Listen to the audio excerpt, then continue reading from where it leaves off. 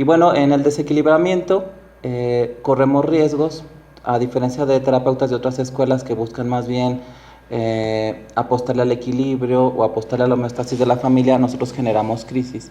Y yo les había dicho la vez pasada que en terapia familiar se valía que tú apoyaras mucho a un miembro, te aliaras con él y que incluso entras en coalición contra otro, es decir, te aliaras con un miembro para atacar a otro.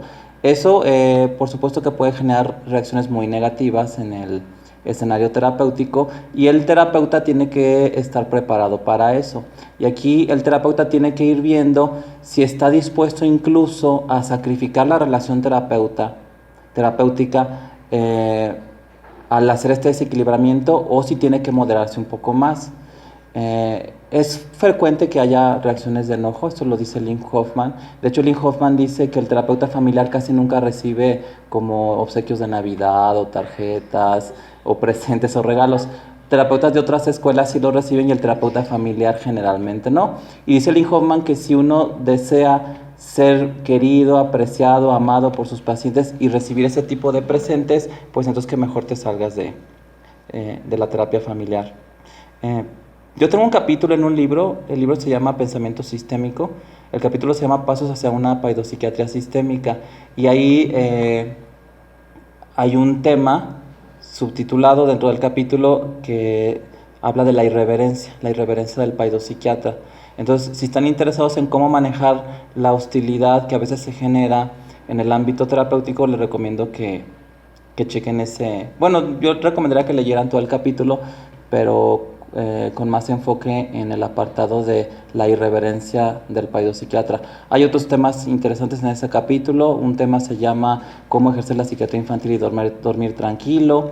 Otro habla sobre si existe una psicofarmacología sistémica. Ese libro lo venden en el Crisol de la Psicología. Mi capítulo es el último, no sé por qué lo dejaron al último.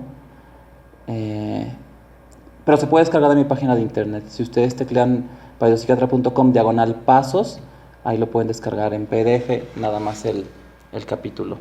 Y bueno, esto lo dice Lynn Hoffman, que es muy interesante. Dice, un problema muy real para el terapeuta que trabaja sistémicamente es que puede atraer toda clase de hostilidades y reacciones negativas de los miembros de la familia. Es que esto pues obviamente lo he vivido y lo tengo documentado en video. Pero he tenido casos de papás que se han enojado mucho conmigo en una sesión, pero que ha seguido el proceso y tengo los videos y al final ellos nos dan las gracias, y se ve que los papás se van bien, se van contentos y entienden que el proceso era difícil y que en algún momento ellos reconocen que se sintieron enojados conmigo o con el equipo terapéutico, pero que después lograron entender que los estábamos sacudiendo o los estábamos metiendo en crisis para generar un cambio. Y fíjense lo que dice Lynn Hoffman, a veces hasta parece que la relación terapéutica deba ser sacrificada para lograr al menos un cambio mínimo que ocurre aún cuando la familia se siente irritada y abandona el tratamiento. Y eso es muy interesante también, no he encontrado algún otro autor que hable sobre esto. Dice Hoffman, si debe haber un chivo expiatorio, lo mejor es que sea el profesional. Algunos terapeutas que han compartido sus experiencias conmigo me han dicho que a veces prefieren echar toda la artillería, sobre todo en una familia en donde ya sienten o perciben que no van a regresar. Entonces tú ahí como terapeuta familiar, tú ya vas viendo que solamente tienes una sesión. De hecho ahorita se está desarrollando pues le podemos llamar una escuela o un modelo dentro de la terapia sistémica que se conoce como sesión de terapia única.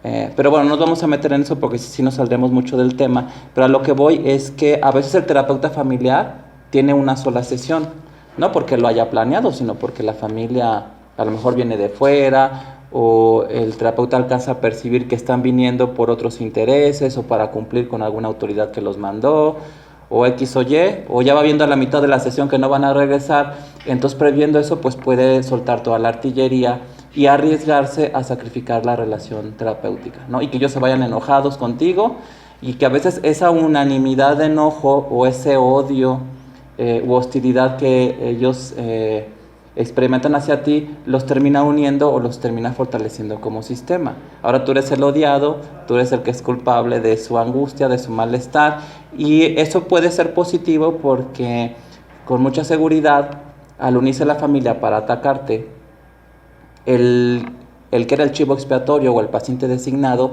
pues seguramente ya se salió del foco, ¿no? Y ahora tú eres el chivo expiatorio. Entonces, una intervención válida, pues es hacerlo así. Si tiene que haber un chivo expiatorio, lo mejor es que sea el terapeuta, ¿no? Y que se enojen, te odien, te digan hasta lo que no.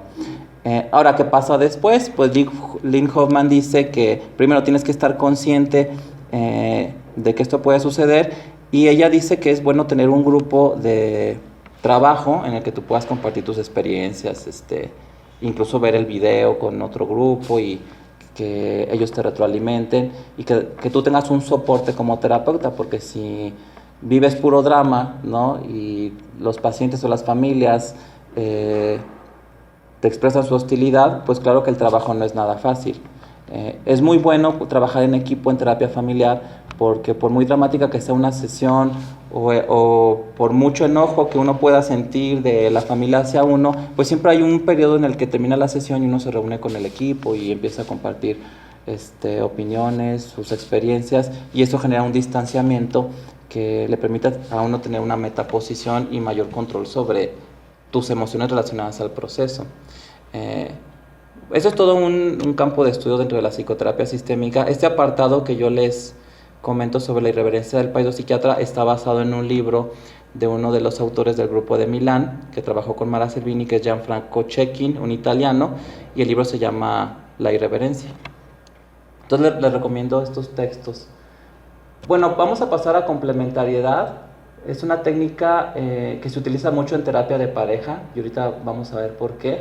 Pero que también en terapia familiar o en terapia individual es algo que tenemos que tomar en cuenta para lo que nosotros vamos a expresar verbalmente a nuestros pacientes. El estilo de Minuchin, sus frases, que ahorita lo vamos a ir viendo, expresan cómo él tiene en mente la complementariedad. Yo tenía una paciente que era una mujer como de 56, 57 años, y ella me estaba diciendo, bueno, era una mujer deprimida, y la relación con su pareja pues era bastante disfuncional, bastante patológica.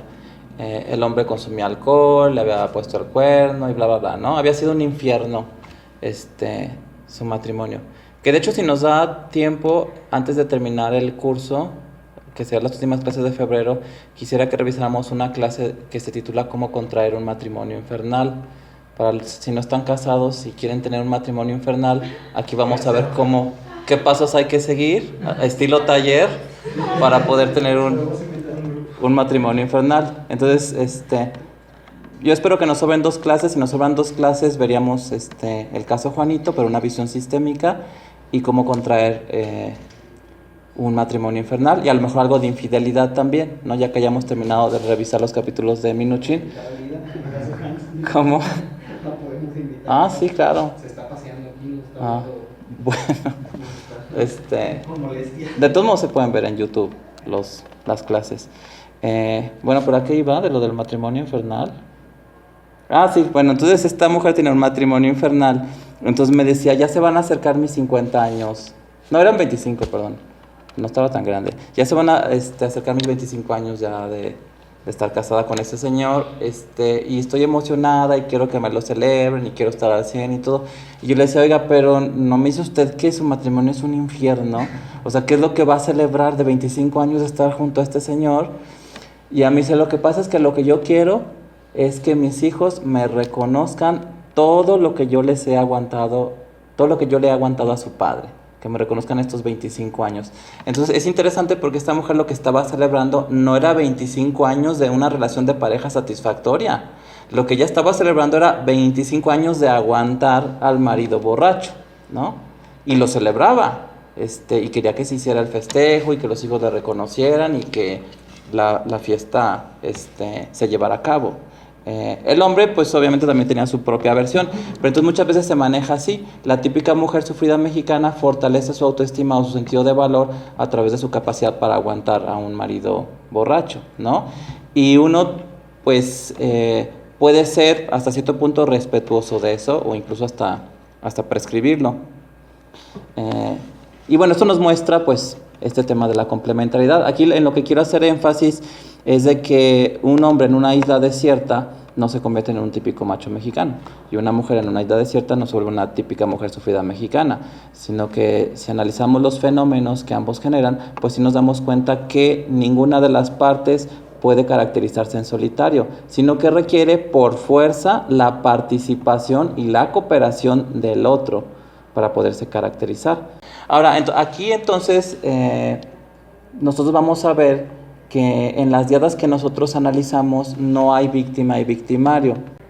Los cónyuges se vuelven cómplices de una misma danza. Ambos participan y ambos cooperan, independientemente de cómo quede cada uno parado. Son cómplices de la misma danza. Tener la visión de víctima y victimario es una visión lineal que no nos lleva muy lejos. Por eso es que los psicólogos o psiquiatras o terapeutas que quieren tratar la violencia y ven a la mujer como víctima, o hacen grupos de mujeres víctimas que hablan sobre lo víctimas que son y cómo los agrede el marido, no avanzan. A lo mejor sí tienen un apoyo y se forma una especie de comunidad, pero no se da ningún cambio. Hay que trabajar con la complementariedad. Que bueno, eso es como el yin y el yang, y me gusta este símbolo por el contraste en los colores. Cuando nosotros vemos problemas en una pareja, por ejemplo la violencia, a veces algo resalta más y algo permanece en la oscuridad o permanece más oculto. Pero sistémicamente hablando siempre hay que considerar que hay ambas partes, que hay una complementariedad. La mujer puede decir que el hombre fue agresivo o violento con ella, pero nosotros tenemos que elaborar la hipótesis de que ella en algunos momentos también ha sido agresiva y violento con él.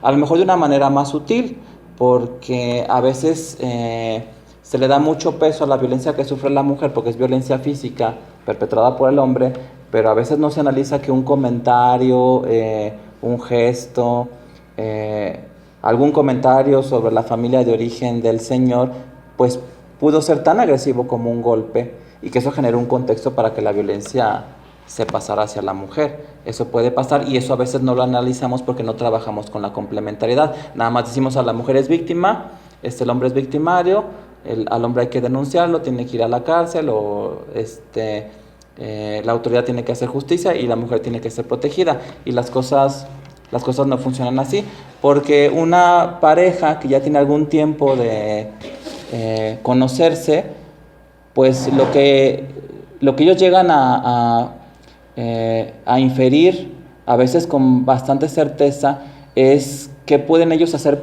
para molestar al otro, o dónde le van a pegar para que le duela. Es decir, una pareja no tiene que tener mucho tiempo de relación para saber dónde tú le puedes dar al otro de una manera a lo mejor muy sutil para que le duela. Entonces pudiera ser que la mujer también haga su buena parte, pero la parte del hombre sea más vista porque es violencia y la mujer termina en el hospital o con lesiones físicas, ¿no? Por eso es que me gusta el símbolo del yin y el yang, porque hay una complementariedad. Ambas figuras se complementan, son iguales, pero una es más visible, o una es color blanco y la otra permanece en la oscuridad. Eso creo que ya lo hemos visto, pero es bueno repetirlo, que es una frase de Whitaker, y habla cómo tendemos a pensar linealmente. Dice, la mayor parte de las personas categorizan, ella es una bruja y lo siento tanto por ese pobre tipo, ¿no? Nuevamente en esta dualidad víctima y victimario. O bien, él es un bastardo sin corazón y esa pobre mujer. Que a veces las mujeres o los hombres también nos venden mucho a los que trabajamos en terapia la idea de que ellos son las víctimas, y a veces les compramos esa idea y ya no queremos citar a la otra parte porque pues ya la despreciamos o sentimos hostilidad o mucho enojo hacia la otra parte. Que eso pasa mucho con terapeutas mujeres que tienden a aliarse con la mujer sufrida y que jamás van a citar al Señor, ¿no? Es decir, van a apoyar a la mujer, la van a hacer sentir mejor, van a fortalecer su autoestima a través de diversas intervenciones, pero nunca van a citar a la parte agresora, entre comillas. Y dice Whitaker, el ajuste recíproco entre los esposos es absolutamente preciso. Son como el yin y el yang. Y dice, la elección de una pareja toma en cuenta la adaptabilidad de la otra persona a las propias depresiones o el propio sadismo. No hay que creer en nadie que diga que su matrimonio fue un acuerdo comercial o que estaba borracho. No es cierto. La computadora de 10,000 millones de unidades que cada uno de nosotros tiene en la cabeza se ajusta exactamente con la otra computadora con la que uno se compromete.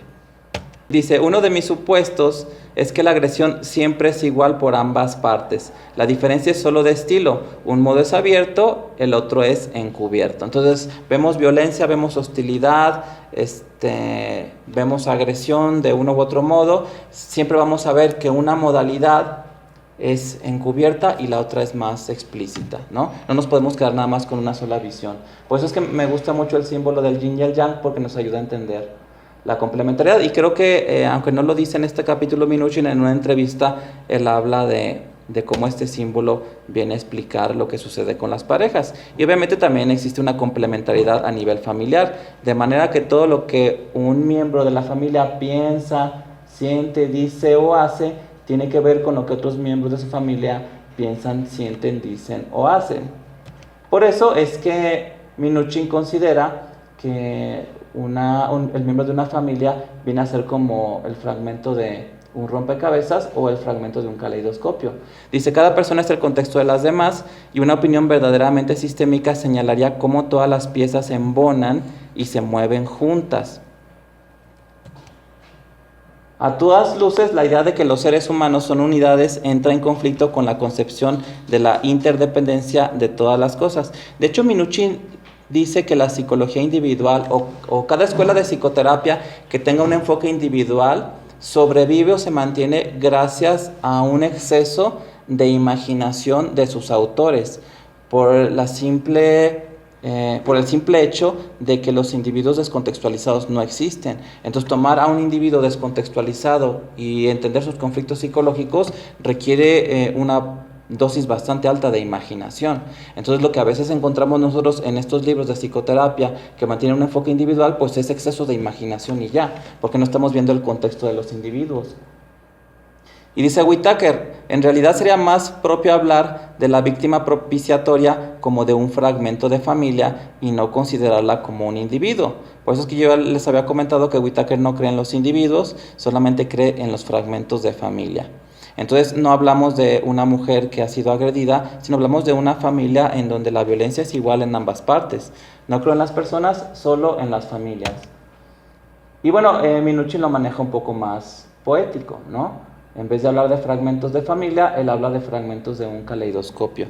Las personas se acomodan en forma de caleidoscopio para lograr la reciprocidad que posibilita las relaciones humanas. Ustedes saben que un caleidoscopio tiene unos espejitos adentro, entonces las figuras que están dentro del tubo pues se reflejan en el espejo y el observador ve esa complementariedad, ¿no? Un poco como el yin y el yang, ve imágenes en espejo que se complementan con los fragmentos que están en el juguete. Y bueno, esta frase a mí me gusta mucho, para mí es un eslogan porque habla del trabajo sistémico. Dice Minuchin, vivimos nuestra vida como los fragmentos de un caleidoscopio. Siempre somos parte de pautas que son mayores que nosotros. Cuando contemplamos a los seres humanos desde esta perspectiva, se nos abren nuevas y enormes posibilidades para la comprensión de la conducta y el alivio del dolor. Por supuesto que tú vas a avanzar más cuando recibas a una mujer agredida, violentada, y que tú la veas como un fragmento de familia o el fragmento de un caleidoscopio y pidas tener al caleidoscopio en el consultorio. Eso te va a permitir tener más avance, intervenciones más eficaces y generar algún cambio, que solamente tener intervenciones para quien aparentemente ha sido víctima de agresión. Y fíjense, estas son frases de Minuchin que resaltan la complementariedad. Estas son las técnicas o las intervenciones. Emitir frases en la sesión que resalten la complementariedad. Dice, el terapeuta debe realizar interpretaciones que subrayen la reciprocidad, tales como: usted protege a su mujer de un modo que la inhibe, y usted suscita una protección innecesaria de su esposo con gran habilidad, ¿no? Entonces, el hombre puede quejarse de que su esposa es muy inhibida, pero Minuchin señala, pero es que usted la protege de un modo que la inhibe, ¿no? Y ella puede quejarse de que el hombre es muy dominante. Y Minuchin dice, bueno, pero tú generas o propicias una protección en él con gran habilidad, lo haces bastante bien, de manera que cada cónyuge genera un contexto que favorece las conductas del otro y que habitualmente son calificadas como problemáticas por la otra parte. Entonces, habíamos visto la clase pasada que Minuchin maneja algunas frases que son muy típicas de él, y nosotros también las podemos repetir en una sesión de terapia familiar o de terapia de pareja, pero Minuchin nos pide que nosotros acuñemos nuestras propias frases y ahí las traigamos, ¿no? Guardadas en nuestra memoria y en algún momento las podemos sacar, ¿no? Bueno, el terapeuta expone la conducta de un miembro de la familia y atribuye a otro la responsabilidad de esa conducta. Esto también es trabajar con complementariedad, es decir, no les compras a la familia la idea de que hay un miembro problemático y que debe cambiar. Lo que hace Minuchin es señalar a otro miembro de la familia y pedirle a ese miembro de la familia que le ayude al sintomático a cambiar. De esta manera resalta la complementariedad, porque hemos hablado de la complementariedad en el sentido patológico, pero claro que también hay una complementariedad en el sentido de salud mental o de recurso. Es decir, la familia o un miembro de la pareja también puede generar un contexto en el cual un miembro abandone los síntomas. Por supuesto, esa es la idea de la terapia. Si no fuera así, no tendría caso trabajar con el sistema completo. Dice, suelo cuestionar la existencia de un yo sin un tú. Es decir, si una mujer dice, no, es que yo no valgo nada, no sirvo, no te quedas tú con eso, sino lo cuestionas y puedes voltear y ver al marido y decirle, estoy sorprendido por cómo se las ha arreglado usted para hacer que su esposa se sienta así. O sea, en vez de trabajarlo con ella, decirle, no, es que tú vales mucho, tú puedes salir adelante, se le atribuye a otro miembro la responsabilidad de la conducta del enfermo. En lugar de decirle a un miembro de la familia que cambie, le digo a otro que tiene una relación complementaria significativa con el primero que lo ayude a cambiar. Esto que yo les digo de que no puede haber un típico macho mexicano en una isla desierta, ni una típica mujer sufrida mexicana en una isla desierta, es porque no existe un yo sin un tú. El tú y el yo son parte del yin y el yang, ¿no? El yo no existe solo. Pues es que la psicología individual, pues es imaginación. Y a lo mejor es bonita, ¿no? A Freud le van a dar el premio Nobel de literatura. De hecho, le dieron el premio Goethe de literatura. Pues claro, ¿no? Y es considerado uno de los grandes ensayistas del siglo XX. Pero hay una dosis muy alta de imaginación en el pensamiento de los autores que hablan sobre psicología individual. Y dice Minuchin, el terapeuta puede decir a un adolescente, actúas como un niño de 4 años, fíjense, y volverse después a los padres para preguntarles, ¿cómo se arreglan para mantenerlo tan pequeñito? Nuevamente, trabaja con la complementariedad con este tipo de frases. En vez de atribuirle la responsabilidad al sintomático, sí la señala, pero voltea a ver a alguien que tiene una relación complementaria con él, en este caso los papás, porque papás, hijos es una relación complementaria, y les atribuye la responsabilidad. Y esto es interesante porque el paciente no te niega los síntomas, porque no lo estás confrontando a él. Simplemente tú le dices, actúas como un niño de 4 años, obviamente se entiende, si ustedes leen el caso en el libro, de que es un chico mayor, es un adolescente, pero él no niega la conducta porque ve que Minuchin no le atribuye a él la responsabilidad. No dice, no, yo no me comporto como de 4 años. Ya cuando ve que Minuchin se voltea y le dice a los papás, ¿cómo se las arreglan para mantenerlo tan pequeño? ¿No? Y él dice, entonces es culpa de ellos, ¿no? Pero la responsabilidad queda en los papás, entonces se resalta la complementariedad. Lo que generalmente se hace, pues no es esto, es sobre todo si es un adolescente, los papás salen del consultorio, de la sala de terapia y se trabaja a nivel individual con el chico, pero entonces aquí no podríamos utilizar la complementariedad. Aquí tú le tendrías que pedir al chico que se comportara como un adolescente, no sé, a través de las intervenciones propias o características de otras escuelas de psicoterapia, ¿no? Y aquí es interesante, pues, lo que los padres van a contestar. Que otra pregunta también inteligente sería, ¿por qué es necesario que en esta familia haya un adolescente de 4 años? ¿Para qué es necesario que haya un niño chiquito en esta familia? ¿Podrían contestarme? Y las respuestas que va dando la familia te van encaminando hacia la evidencia de conflictos que a lo mejor no eran tan visibles en las primeras sesiones y que ya están llegando al escenario terapéutico y con los que se puede trabajar. Muchas veces si trabajamos bien con la complementariedad, porque aquí lo ven que no nomás es con parejas, también es la complementariedad de padres-hijos, una buena sesión donde se maneja la complementariedad nos da la oportunidad de en la siguiente sesión trabajar ya nada más con un subsistema. Por ejemplo, aquí las respuestas que den los papás me pueden llevar a mí a decir, bueno, quisiera que en la siguiente sesión ya no viniera Jaimito y que viniera nada más mamá y papá, porque han dicho cosas muy interesantes y quisiera tener el tiempo y el espacio nada más para mamá y papá, ¿no? Incluso decirle a Pedrito, a ver, Pedrito, Jaimito, tú nos darías permiso, no hay problema, tú te sacrificarías, tú eres el paciente, pero tú te sacrificarías en una sesión no viniendo, y le cederías el lugar a tus papás, y generalmente los niños te dicen que sí, ¿no? Ellos no están de que no, yo quiero venir y es mi sesión y es mi proceso terapéutico, no adoptan esa posición. Cuando tú dices, tú te sacrificarías y faltarías, yo sé que es tu proceso, es tu consulta, pero te puedes sacrificar y le darías una sesión a tus papás, y los papás cuando ven que se maneja así dicen, no, pues bueno, pues ya venimos nosotros solos y se puede trabajar con el subsistema conyugal y hacer algunas intervenciones de pareja, que ya hemos visto que algunas intervenciones de pareja bastante buenas son la delimitación de fronteras, ¿no? Bueno, otra frase al estilo Minuchin. Su esposa parece controlar todas las decisiones en esta familia. ¿Cómo consiguió echar sobre sus hombros todo ese trabajo? Aquí le está diciendo al hombre cómo él ha hecho cosas que generan un contexto y que esto lleva a que la mujer pues prácticamente controla todo el hogar, ¿no?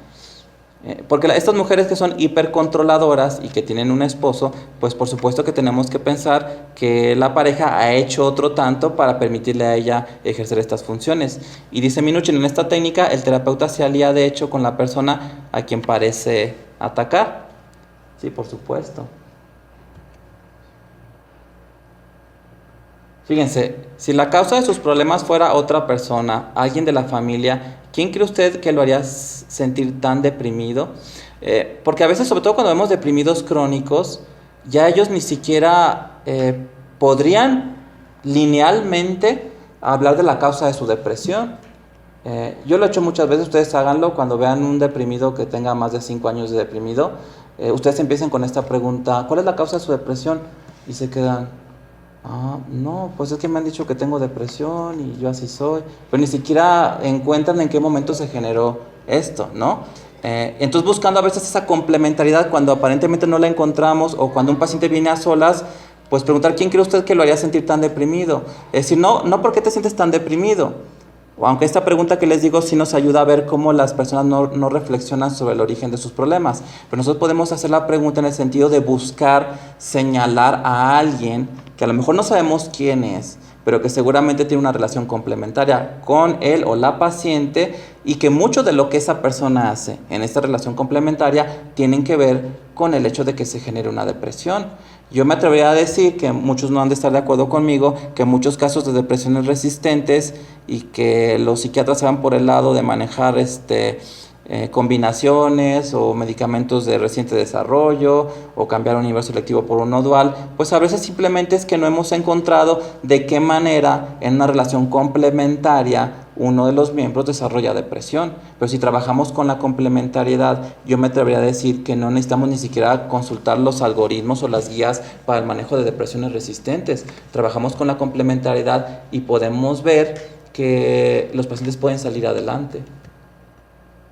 De manera que yo casi me atrevo a decir, y digo que casi me atrevo a decir porque sé que después puedo decir que estaba equivocado, pero yo considero que la depresión resistente no existe, que las depresiones se pueden tratar, y se pueden tratar muy bien si tú trabajas con la complementariedad.